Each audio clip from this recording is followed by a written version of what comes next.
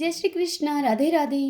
भगतजनों, आप सभी का हमारे YouTube चैनल श्री कृष्ण दीवानी में हार्दिक स्वागत है। इससे पहले आप सबने श्रीमद् भगवत गीता के क्षेत्र क्षेत्रज्ञ विभाग योग नामक अध्याय 13 का रसपान किया था। अब आज उससे आगे हम गुणत्रय विभाग योग नामक 14वें अध्याय की कथा का श्रवण करेंगे। ओम श्री परमात्मने नमः। ओम श्री राधा कृष्णाभ्याम नमो नमः। सब बोलिए ओम नमो नारायणाय, ओम नमो नारायणाय। श्री भगवान अर्जुन से बोले, हे अर्जुन, ज्ञानों में भी उत्तम उस परम ज्ञान को मैं फिर कहूंगा जिसको जानकर सब मुनिजन इस संसार से मुक्त होकर परम सिद्धि को प्राप्त हो गए हैं। इस ज्ञान को आश्रय करके अर्थात धारण करके मेरे स्वरूप को प्राप्त हुए पुरुष सृष्टि के आदि में पुनः उत्पन्न नहीं होते और प्रलय काल में भी व्याकुल नहीं होते। हे अर्जुन, मेरी महत ब्रह्मा रूप मूल प्रकृति संपूर्ण भूतों की योनि है, अर्थात गर्भाधान का स्थान है, और मैं उस योनि में चेतन समुदाय रूप गर्भ को स्थापन करता हूँ।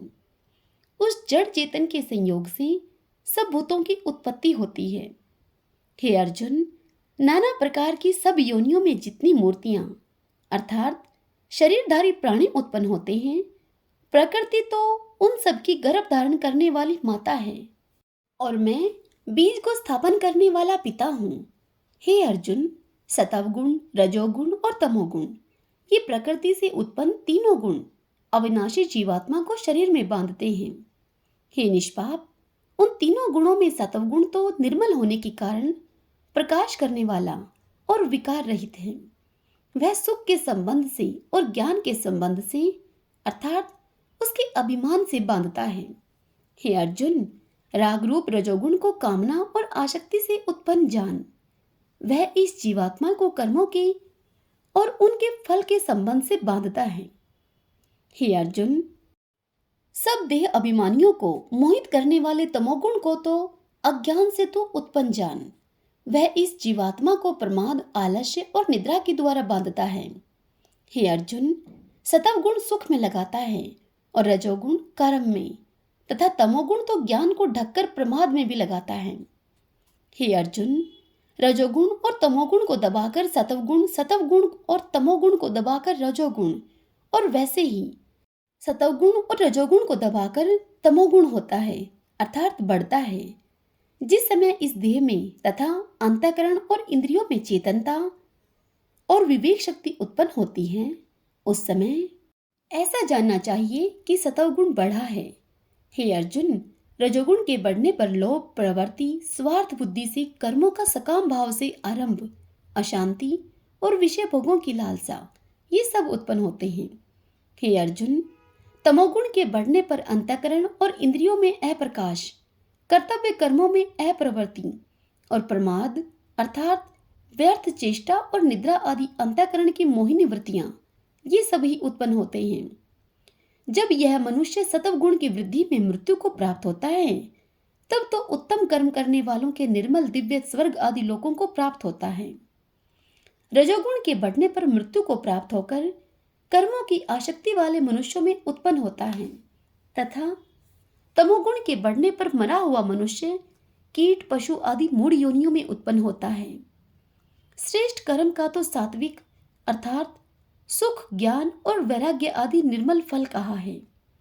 राजस कर्म का फल दुख एवं तामस कर्म का फल अज्ञान कहा है। सतव गुण से ज्ञान उत्पन्न होता है और रजोगुण से निसंदेह लोभ तथा तमोगुण से प्रमाद और मोह उत्पन्न होते हैं और अज्ञान भी होता है। सतव गुण में स्थित पुरुष स्वर्ग आदि उच्च लोकों को जाते हैं। रजोगुण में स्थित राजस पुरुष मध्य में अर्थात मनुष्य लोक में ही रहते हैं और तमोगुण की कार्य रूप निद्रा, प्रमाद और आलस्य आदि में स्थित तामस पुरुष अधोगति को अर्थात कीट, पशु आदि नीच योनियों को तथा नरकों को प्राप्त होते हैं। जिस समय दृष्टा तीनों गुणों के अतिरिक्त अन्य किसी को करता नहीं देखता और तीनों गुणों से अत्यंत परे सच्चिदानंद घन स्वरूप मुझ परमात्मा को तत्व से जानता है, उस समय वह मेरे स्वरूप को प्राप्त होता है। यह पुरुष शरीर की उत्पत्ति के कारण रूप इन तीनों गुणों को उल्लंघन करके जन्म, मृत्यु, वृद्धावस्था और सब प्रकार के दुखों से मुक्त हुआ परमानंद को प्राप्त होता है। यह सुनकर अर्जुन बोले, हे प्रभु, इन तीनों गुणों से अतीत पुरुष किन किन लक्षणों से युक्त होता है और किस प्रकार के आचरणों वाला होता है, तथा हे प्रभु, मनुष्य किस उपाय से इन तीनों गुणों से अतीत होता है। तब श्री भगवान अर्जुन से बोले, हे अर्जुन, जो पुरुष सत्वगुण के कार्य रूप प्रकाश को और रजोगुण के कार्य रूप प्रवृत्ति को तथा तमोगुण के कार्य रूप मोह को, इनको भी न तो प्रवृत्त होने पर उनसे द्वेष करता है और न निर्वृत्त होने पर उनकी आकांक्षा करता है, जो साक्षी के सदृश स्थित हुआ गुणों के द्वारा विचलित नहीं किया जा सकता और गुण ही गुणों में बरतते हैं, ऐसा समझता हुआ जो सच्चिदानंद घन परमात्मा में एक ही भाव से स्थित रहता है एवं उस स्थिति से कभी विचलित नहीं होता, जो निरंतर आत्म भाव में स्थित दुख सुख को समान समझने वाला, मिट्टी, पत्थर और स्वर्ण में समान भाव वाला, ज्ञानी, प्रिय और अप्रिय को एक सा मानने वाला और अपनी निंदा स्तुति में भी समान भाव वाला है, जो मान और अपमान में सम है, मित्र और वैरी के पक्ष में भी सम है एवं संपूर्ण आरंभ में कर्तापन के अभिमान से रहित है, वह पुरुष गुणातीत कहा जाता है। और जो पुरुष अव्यभिचारी भक्ति योग के द्वारा मुझको निरंतर भजता है, वह भी इन तीनों गुणों को भली भांति लांघ कर सच्चिदानंद घन ब्रह्मा को प्राप्त होने के लिए योग्य बन जाता है, क्योंकि उस अविनाशी पर ब्रह्मा का और अमृत का तथा नित्य धर्म का और अखंड एक रस आनंद का आश्रय मैं हूँ। हरि ओम तत्सत। ओम श्री परमात्मने नमः। ओम श्री राधा कृष्णाभ्याम नमो नमः।